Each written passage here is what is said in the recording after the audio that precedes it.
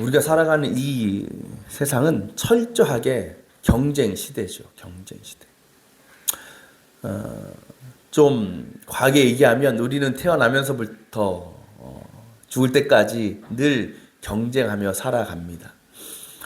또 사회는 경쟁 시대임과 더불어 성과주의 시스템으로 돌아갑니다. 그래서 이러한 세상을 살아가는 사람들은 경쟁에서 살아남고 또 하는 일의 목표한 성과를 거두기 위해서 열심히 노력하고 애를 씁니다. 그런데 모두가 열심히 살아요. 모두가 최선을 다합니다. 그런데 그 가운데 모두가 경쟁에서 이기고 모두가 성과를 내는 것은 아닙니다. 또 누군가는 경쟁에서 뒤처지는 사람이 있고 또 성과를 거두지 못하는 사람들이 있다라는 거죠. 세상 사람들은 그런 사람들을 보면서 이렇게 부릅니다. 실패한 사람들이다. 실패자들이다. 그런데 그 실패의 이유가 더 참담합니다. 이 세상 사람들은 그렇게 실패자리에 있는 사람들, 실패자들을 어떻게 바라봅니까? 조롱하죠. 손가락질합니다. 또 실패했다는 이유만으로, 성과를 내지 못했다는 이유만으로 사회적으로 불이익을 당하기도 합니다. 때로는 그 일 때문에 몸담고 있던 공동체나 인간관계로부터 단절되기도 하는 거죠. 교회라고 다를까요? 저도 개척 목회를 하고 있지만 교회를 개척하시는 모든 목회자들이 꿈꾸고 소망하는 일이 있습니다. 소원이 있습니다. 그게 뭘까요? 교회가 부흥하는 거죠. 자립하는 거죠. 그것을 일종의 목회의 성과라고 생각하고 그 성과를 얻기 위해서 열심히 다들 목회를 하고 있습니다. 그런데 여러분, 개척교회가 부흥하는 것이 얼마나 어렵습니까? 참 쉬운 일이 아닙니다. 이건 해본 사람만 알 수 있는 일입니다. 저희 지방에도 개척교회가 한 절반 정도 됩니다. 그러니까 미자립교회가 절반 정도 되는 거죠. 그 가운데 20년 전에 개척해서 30년 전에 개척해서 여전히 개척교회로 남아 계신 분도 굉장히 많아요. 미자립교회로 남아있는 분들이 굉장히 많다라는 겁니다. 이거는 그분들이 열심히 안 해서가 아니라 그만큼 어려운 거예요. 개척교회가 자립한다라는 것이, 세워진다라는 것이. 근데 개척교회뿐만 아니라 이제 큰 교회에서도요, 담임 목사님도 있고 부목사님도 있잖아요. 각자 맡은 역할이 있고 사명이 있죠. 부서도 있고. 근데 그것을 결과를 잘 못 내. 예를 들어 맡은 부서가 있는데 부흥을 못 시켜. 점점 어려워져. 그러면 어떻게 돼요? 자르는 경우도 있어요. 성과를 못 내니까. 교회마저도 그래요. 그런 분들을 세상은 뭐라고 부르냐? 실패했다 그러는 거예요. 개척교회? 그렇게 했는데도 부흥을 못 시켰어? 자립 못해서? 실패했어, 자네는. 맡은 부서 열심히 했다고? 근데 결과가 이게 뭐야? 실패한 거야. 이렇게 세상은 이야기하고 판단한다라는 거죠. 그렇게 볼 때 저는 참 감사해요. 그래서 어디서 정 목사 실패했다라는 소리는 들어본 적은 없어요. 그리고 여러분 저 쫓아낼 거예요? 쫓겨날 걱정도 별로 하지 않습니다. 그래요. 이 세상 그리고 교회마저도 이 경쟁과 성과주의에서 자유롭지가 않다라는 거죠. 그렇다면 우리의 개인의 신앙은 어떨까? 개인의 신앙의 현실은 어떨까라는 거죠. 여러분 어떻습니까? 여러분의 신앙을 한번 돌아보실 때에 내 신앙의 상태는 어떠한가? 늘 믿음으로 충만하고 주님과의 관계가 늘 친밀하고 그래서 말씀에 순종하는 삶을 내가 살아가고 있는가? 주님은 분명히 명령하셨어요. 믿음에 합당한 뭘 맺어라? 열매를 맺어라. 근데 우리의 삶 가운데 믿음으로부터 나오는 열매들, 그거 우리의 성과라고 생각할 수 있죠. 믿음으로부터 나오는 성과들, 열매들을 거두어가고 있는가? 만약 그렇지 못하다면 우리는 세상적으로 볼 때는 실패한 사람들입니다. 솔직히 우리는 그렇게 살고 있어요. 우리 신앙 안에서 얼마나 실패할 때가 많은지 모릅니다. 저도 마찬가지고요. 그렇다면 주님은 이렇게 늘 삶 가운데 신앙 가운데 실패하며 살아가는 저와 여러분들을 어떻게 생각하실까? 어떻게 바라보고 계실까라는 거죠. 예수님께서 십자가에서 돌아가신 후에 제자들의 상태는 굉장히 심각했어요. 영적으로 완전히 침체 상태에 빠졌습니다. 진짜 예수님이 사라졌잖아요. 죽었잖아요. 그래서 이 사람들이 어떻게 했냐? 밖에 나가지도 못해. 나갔다가 잘못 걸리면 큰일 나는 거예요. 저 예수 제자, 예수님도 없는데 무슨 용기로 복음을 전하겠냐고 이 사람들이. 그래서 이 사람들 어떻게 늘 숨어 지내는 거예요. 한 곳에 모여서 숨어 지내는 거예요. 근데 그곳에 부활하신 예수님께서 찾아가셔서 만나 주셨습니다. 그리고 자신이 부활했음을 증명해 보이셨습니다. 여러분이 제자들이었다면 물론 침체에 빠질 수 있어. 걱정, 근심, 염려에 빠져서 함께 모여서 갇혀 지낼 수 있어. 근데 이제는 상황이 달라졌어. 왜? 부활하신 예수를 직접 만났잖아요. 그럼 여러분 같으면 어떻게 하겠어요? 어떻게 살아가겠어요? 야, 진짜 예수님 살아나셨네. 다시 신실한 믿음을 가지고 담대함을 가지고 세상으로 나가지 않겠습니까? 그럼에도 여러분 계속 집에 갇혀 지내겠어요? 그렇지 않죠.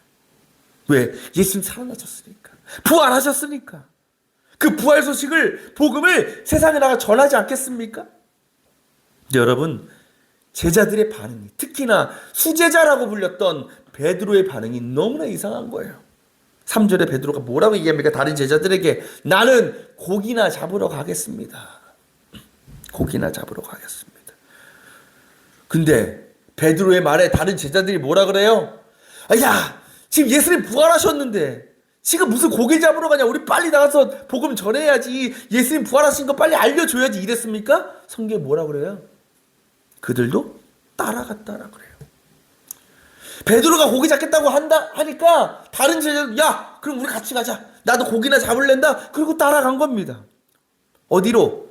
오늘 말씀에 디베라라고 나오는데 갈릴리 바다죠. 갈릴리라는 바다를 표현하는 단어가 굉장히 많은데 우리 대표적인 갈릴리, 게네사렛, 그리고 디베랴 같은 갈릴리 바다입니다. 바다로 나간 거예요. 그래요, 여러분. 제자들은요, 부활하신 예수를 만났어요. 그럼에도 불구하고 다시 어떻게 한 거야? 세상으로 돌아갔어요. 다시 예전에 살던 삶으로 돌아갔다라는 거예요. 믿음을 포기한 것이고 예수님을 배신하고 떠난 겁니다.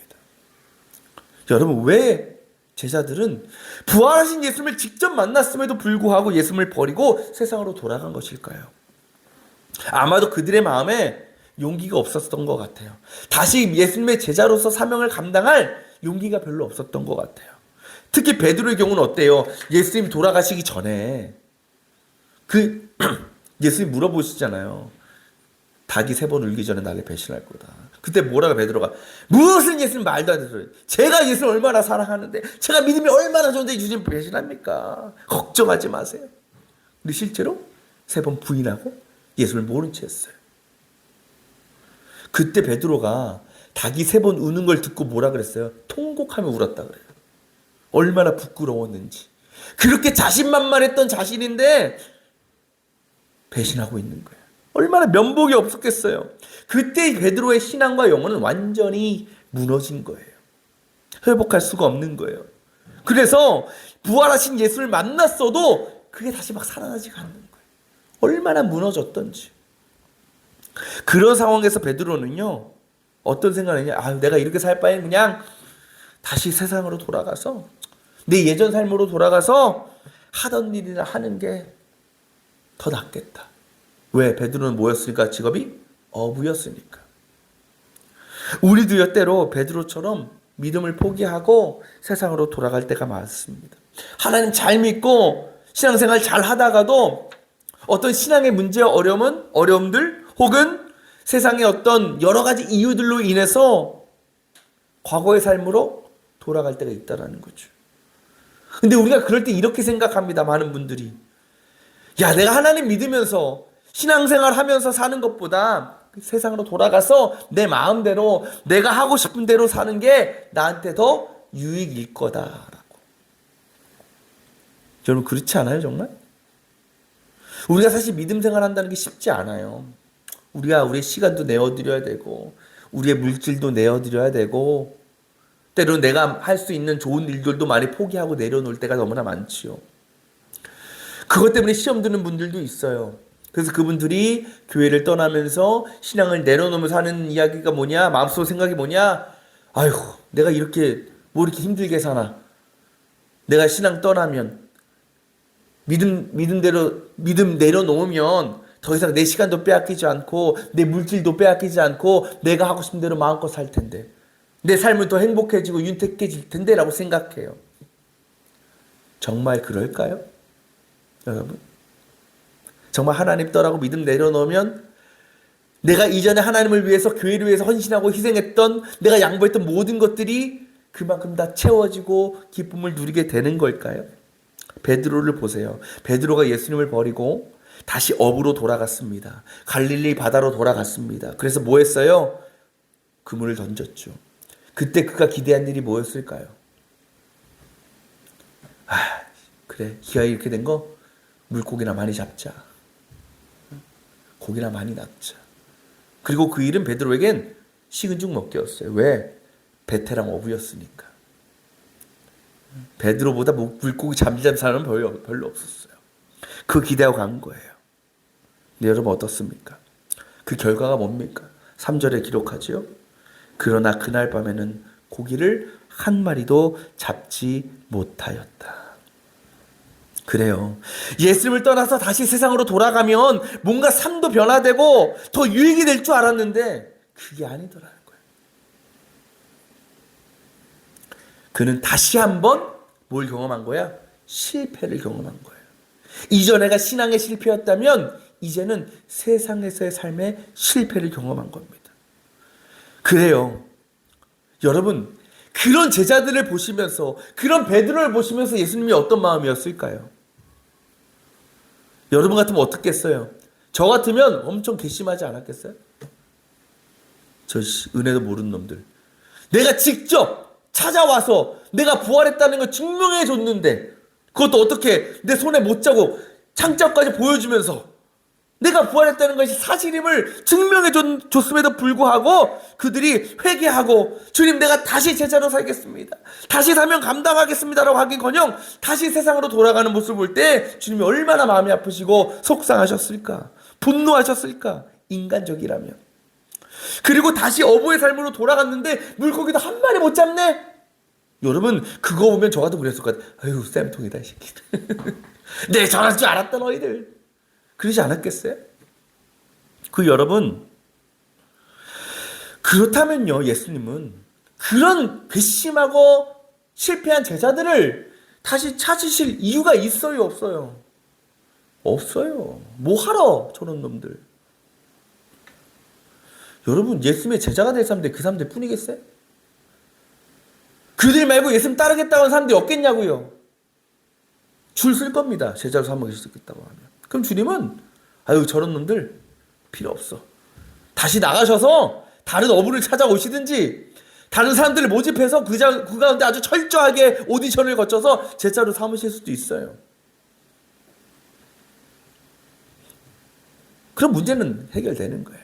근데 그것은 어떤 방법이에요? 세상의 방법이에요. 세상의 기준이에요. 말씀드린 대로요, 경쟁주의, 어떤 성과주의 시대에는요, 실패한 사람은 설 자리가 없습니다. 그 자리에서 내려와야 돼요. 그리고 다시는 그 사람을 찾지 않아요. 왜? 그 자리에 더 마땅한 사람을 불러 앉히면 되니까. 하지만 예수님은 그렇지 않으셨어요.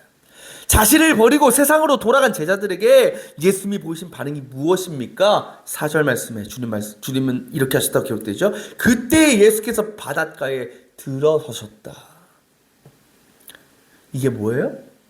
다시 그들을 찾아가신 겁니다. 근데 제자들이 그분을 보고 예수님인 줄 모르는 거예요. 더 열받죠? 더 열받아. 내가 이렇게까지 찾아온다 몰라봐? 더 상처받을 수도 있어요. 하지만 예수님 돌아서지 않습니다. 더 가까이 다가가십니다. 그래서 한 마리도 잡지 못해서 상실과 상심과 절망, 그 실패자 트라우마에 빠져있는 제자들에게 이렇게 말씀하십니다. 배 오른편에 그물을 내려라 라고 말씀하십니다. 그때까지도 제자들은 몰라 저분이 예수님인지. 근데 누가 그런 말을 하네. 근데 놀랍게도 베드로가 그물을 오른편에 내리는 겁니다. 이거는 무슨 믿음이 있고 저 사람 말에 신빙성이 있다고 생각해서가 아니라 흔히 말 믿져야 본전. 뭐 지금까지도 못 잡았는데 기대하지도 않고 뭐 그물 던지는 게 어렵겠어요? 아니 그렇게 하나님 한번 해보자 하고 던진 거예요. 근데 그때 놀라운 일이 일어나죠. 엄청난 양의 물고기가 걸린 것입니다. 뒤에 보면 그 물고기가 몇 마리가 나왔냐면 153마리나 걸렸다라고 얘기합니다. 153마리. 여러분 모나미 볼펜 아시죠? 모나미 볼펜 우리가 잘 아는 그 옛날 100원짜리 볼펜. 그 뒤에 보면 이렇게 써 있어요. 모나미 153. 우리 153 볼펜이라고 얘기하죠. 거기 그 153이 그 대표가 이 오늘 말씀에 153마리에서 착안해서 거기다 붙인 이름입니다. 물고기를 많이 잡은 거예요. 여러분 지금 이 장면이 어디서 기억나지 않아요? 여러분 딱 어느 장면이 생각나지 않습니까? 언제 처음 예수님께서 베드로와 어부들을 제자로 부르셨을 때. 그렇죠. 그때도요 제자들은요 한 마리도 잡지 못했어요. 그때 예수님께서 그들에게 말씀하신죠. 깊은 데로 가서 고기를 잡아라. 그때 그들이 말씀에 순종해서 그물이 찢어질 만큼 고기를 잡았습니다. 그 기적을 경험하는 그들이 제자가 되기로 결심했다라는 거죠. 지금 예수님은요 그때와 동일한 방법으로 다시 제자들을 찾아가셨고 자신을 드러내신 겁니다. 그것은 그들로 하여금 그들이 처음 제자가 되기로 결심했던 그때의 믿음을 기억하게 하시고 회복하게 하시려는 의도였다는 것입니다. 그 순간 베드로를 비롯한 제자들은요 지금 우리를 찾아오신 저분 그리고 그물을 오른편에 내리라고 했던 그분이 부활하신 예수 그리스도라는 것을 깨닫게 되었습니다. 그것을 알게 되자 베드로가 어떻게 반응합니까? 7절 말씀에 이렇게 얘기합니다. 시몬 베드로는 주님이시라는 말을 듣고서 벗었던 몸에다가 겉옷을 두르고 바다로 뛰어내렸다. 왜 이런 행동을 한 걸까요? 왜 바다로 뛰어내린 걸까요? 배 타고 가면 안 될까요? 어차피 배 위에 있는데. 그만큼 예수님을 빨리 만나고 싶은 거예요. 빨리 주님 앞에 다시 서고 싶은 겁니다. 그때는요 몇 초라도 지체할 수가 없는 거예요. 이것이 무엇을 의미할까요? 예수님을 향한 베드로의 사랑과 믿음이 조금씩 회복되어지고 있었다라는 거죠. 여러분 그 후에 베드로의 인생이 어떻게 되었을까요? 우리가 읽지 않았지만 뒤에 19절 말씀 보면요 예수님께서 다시 제자로 살기로 결단한 베드로에게 이렇게 말씀하셔요. 굉장히 무서운 말씀을 하시거든요. 뭐라고 말씀하시냐면 이게 베드로 너가 마지막 때에 당할 일을 예언하시는데 이렇게 기록되어 있어요. 너가 늙어서는 남들이 내 팔을 벌릴 것이고 너를 묶어서 네가 바라지 않는 곳으로 끌고 갈 것이다. 여러분 무섭지요. 이제 마지막 때가 되면 사람들이 날 붙잡아서 나를 질질 끌고 엄청나게 무서운 데로 공포스러운 데로 끌고 갈 거래요. 그러면서 뭐라고 말씀하셨냐면 나를 따라라라고 말씀하셨어요. 여러분 예수님 말씀대로 예수님께서 지금 말씀하신 그 일들이 베드로에 일어난다고 베드로가 믿고 있었다면요 어떻게 감히 그 일을 예수님 따를 수 있겠어요? 여러분 같으면 하겠어요? 예전 같으면 못했을 거예요 베드로가. 근데 베드로는 순종했어요. 따라갔어요. 그래서 어떻게 됩니까? 어떤 시련과 핍박에도 포기하지 않고 끝까지 복음을 전했고요.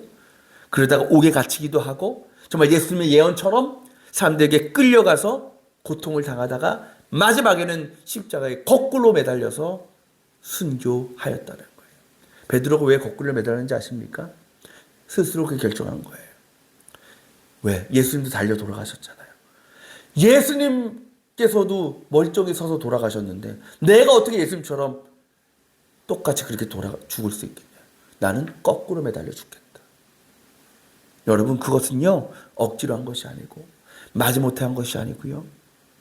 신앙적으로 세상적으로 완전히 실패한 자신을 버리지 않으시고 친히 찾아오셔서 다시 기적을 보여주시며 자신의 삶과 영혼의 새 기회를 새 생명을 허락하신 주님을 향한 기쁨과 감사함으로 기꺼이 한 일이었다라는 겁니다. 우리도요 살아가면서 베드로처럼 제자들처럼 이런저런 이유와 문제로 믿음을 포기하고 세상으로 돌아갈 때가 많습니다. 그렇게 우리는요, 구원과 영생으로부터 멀어져서 죽음과 멸망의 길로 나아갈 때가 있다라는 것이죠. 여러분, 주님은요, 그렇게 주님을 배신하고 믿음을 버리고 떠난 우리를 굳이 찾아오실 필요가 없습니다. 다시 부르실 이유가 없습니다. 우리는 그냥 죽어도 마땅한 사람들이죠. 벌 받아도 마땅해요. 하지만 주님은요, 우리가 다시 세상으로 돌아가서 생명을 잃어버리고 부활을 잃어버리고 그렇게 불행하고 절망적인 삶을 살기를 원하지 않으신다는 것입니다. 나를 떠났다는 것에 분노하시면서 우리를 심판하는 것을 주님은 원하지 않으신다는 거죠.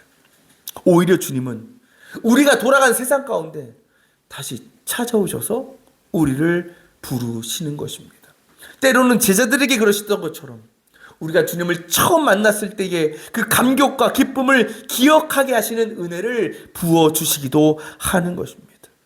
우리가 주님을 다시 찾고 구할 수밖에 없는 그 상황을 만나게 하신다라는 것입니다.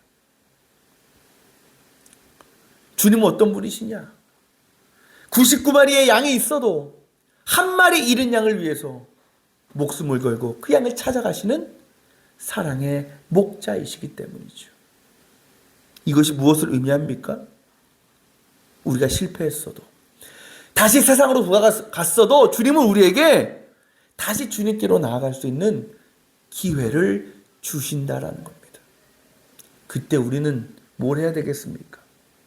그 부르심을 듣고 주님을 만나야 되는 것이죠. 그 즉시 돌아가서 주님을 향한 믿음과 사랑을 회복해야 되는 것입니다. 더 이상 우리에게 시간이 없을 수도 있습니다. 시간은 우리를 기다려주지 않습니다. 지금 돌아가지 못하면, 부르실 때 돌아가지 못하면 우리 영원히 돌아갈 수 없을 수도 있기 때문입니다. 지금 여러분의 신앙의 현실은 어떻습니까? 신앙의 상태는 어떻습니까? 그것을 확인할 수 있는 가장 좋은 방법이 있습니다. 바로 오늘 말씀에 주님의 부르심에 베드로가 어떻게 응답하고 있는가를 보면 됩니다. 베드로는요, 주님께서 다시 찾아가셔서 기적을 보여주셨을 때 곧장 바다로 뛰어 들어갔습니다.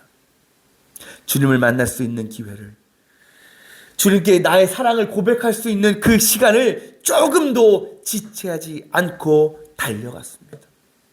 그렇다면 우리도 그럴 수 있어야 되는 겁니다. 주님께서 말씀하시고 명령하시고 부르실 때에 시간 끌지 말고 다음에 할까요? 여유 되면 할게요. 나중에 상황이 좋아지면 할게요가 아니라 그 즉시 말씀대로 행하고 주님께로 나아갈 수 있어야 되는 것입니다. 우리에게 내일은 없을 수 있기 때문에. 또 주님께서 예배로 부르실 때에 기쁨으로 예배 자리에 나아가야 되는 것이고, 하나님의 방식과 세상의 기준 사이에서 우리는 갈등 없이 고민 없이 하나님의 뜻을 따를 수 있어야 하는 것입니다. 어떻습니까?